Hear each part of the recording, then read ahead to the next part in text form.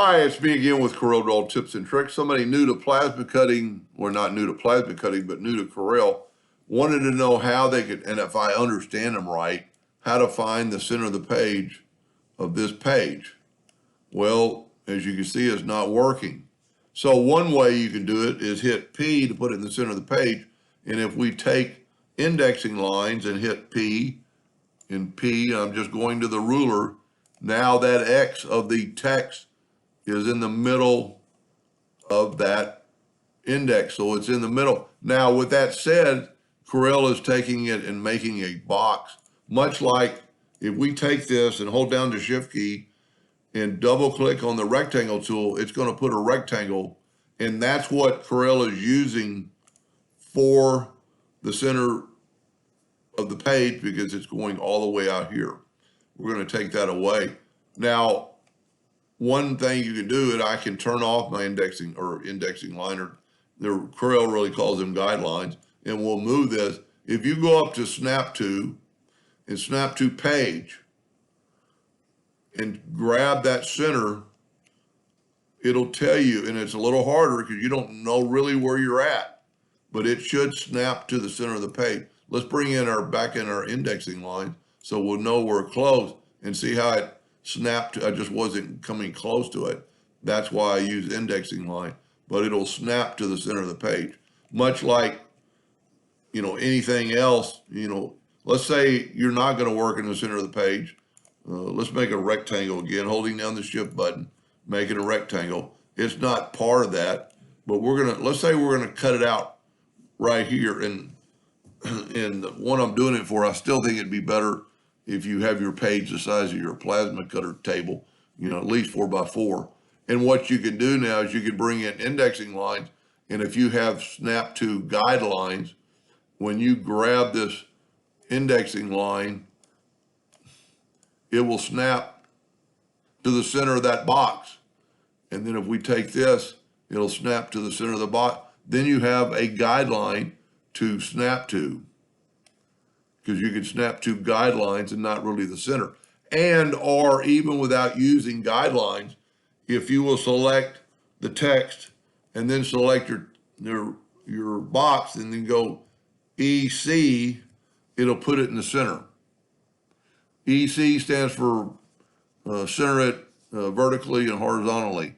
So we could take that text and put it anywhere on the page. And you need to have the text selected first and then shift select the box so you've got two items or two objects selected. And we're going to go CE this time. So CE, line it up that way, and then E is going to line it up that way. I'm hoping that was what he was asking. Now, the only other thing I would look at, especially for plasma, so he took this font. I don't know if he made this or if this is a stencil font. If we really want to look at it for plasma cutting, we need to go, and this is true for anything, turn it into a curve. Now, if we take away, if we left click, right click, like you would be to cut it out, let's look at our nodes now that it's a curve. That E has a lot of nodes that it doesn't need. Doesn't look like hairlines. You'd want to make sure it's hairline. It changes a lot. So we'll grab the shape tool and click on that. Look at these. Well, one, everything's a little bit off, a little bit. He must have done this by hand. You could grab those two nodes and delete them. It did not change the shape.